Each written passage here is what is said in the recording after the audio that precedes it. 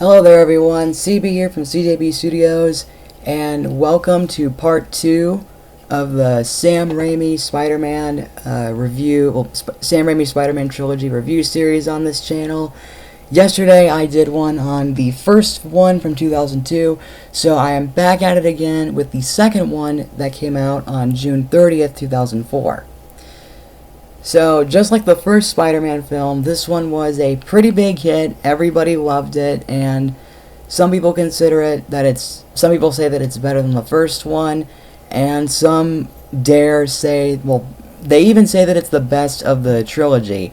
At least that's what I've heard online. I've heard other people say the first one's the best, but I'll explain how I feel about this one when I'm done talking about it.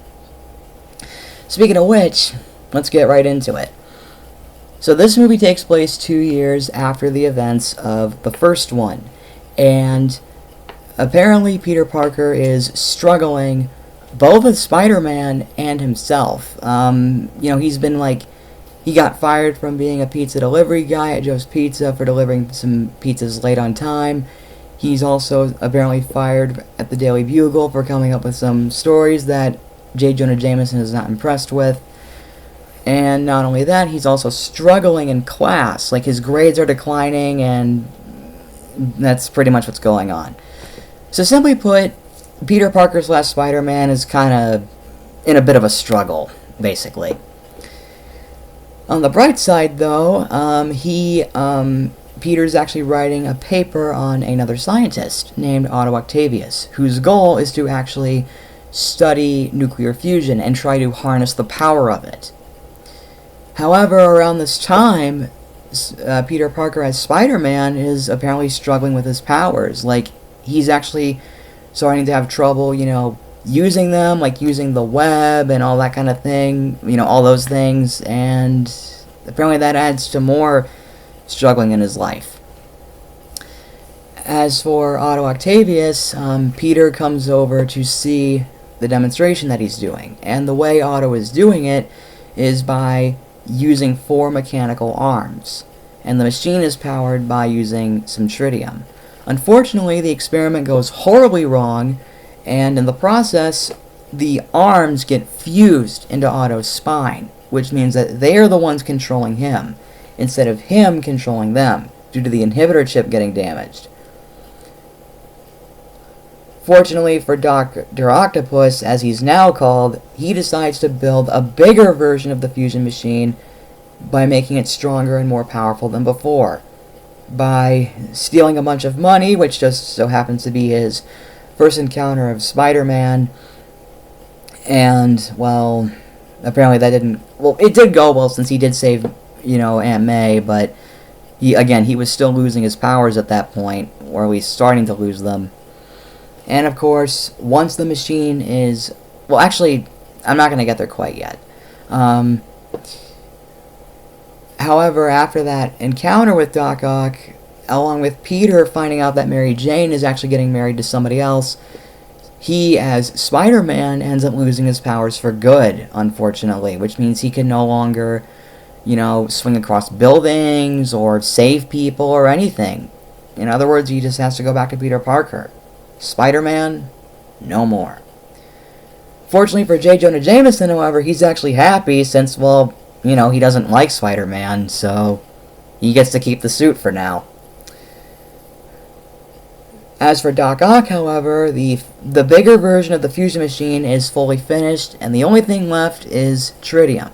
But this time he needs more of it, since, well, he wants it to be bigger and more powerful, as I already said before. Harry Osborn, of course, well, in case you guys haven't seen my review on the first one, he wants to find out who Spider-Man is, so, he can, get revenge on him for killing his father. And so when Doc Ock arrives, Harry gives him a deal. He tells him that if he brings Spider-Man to him alive, he will give him all the tritium that he needs to start making the machine again.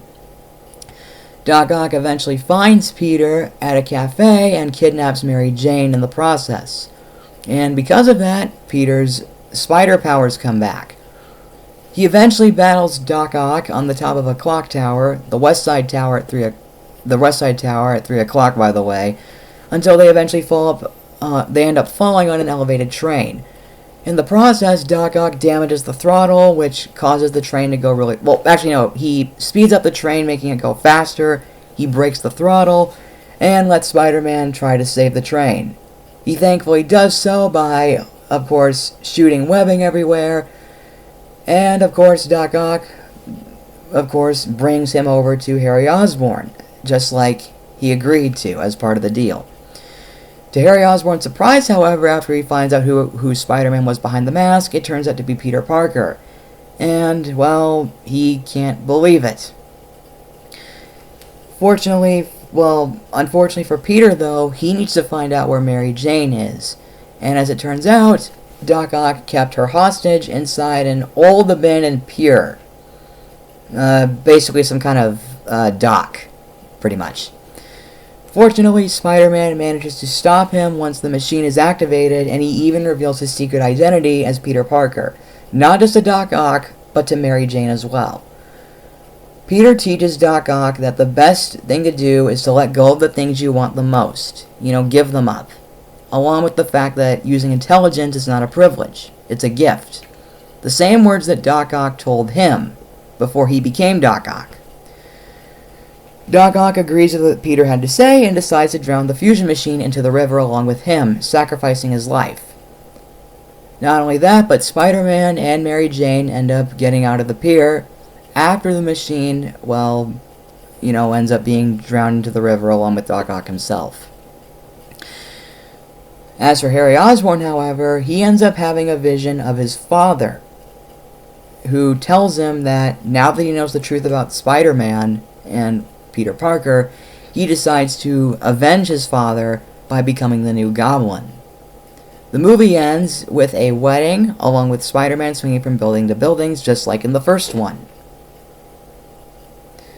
So yeah, that was my review on Spider-Man 2. I do apologize if I left out a couple of things, speaking of leaving stuff out, though, one thing I really regretted not mentioning in my review of the first film was all the production issues it went through. And one of them was actually Doc Ock. I forgot to mention that Doc Ock is played by Alfred Molina. I'm so sorry for not mentioning that earlier. But yes, Doc Ock was originally going to be in the first Spider-Man film alongside the Green Goblin. Now, if I remember correctly, I believe there was a script, an earlier draft of the script for the first film that had Doc Ock in it along with the Green Goblin. But of course, that never happened because, they decided to focus on the Green Goblin instead. And for this one, they decided to have it focus on Doc Ock. And if I'm going to be honest here, Alfred Molina, he's great as Doc Ock. I'm not going to lie, he did such a good job as Dr. Octopus in this. And not only that, but the storyline as a whole is really good. I mean, for the most part, it takes inspiration from the Spider-Man No More storyline. Specifically, the shot of Peter Parker throwing the costume in the trash can, which is a direct homage to one of the comics with the same storyline. And I already mentioned this before in another video that I did. It was called Spider-Man 2 in a Nutshell. It was where the characters of SML, Cody was like, I don't know why they did that in the movie. It was weird. And I already said it before in that video, but I still don't get why they had Spider-Man lose his powers and then he just gains them back again. I just don't get that. But that's kind of a minor nitpick.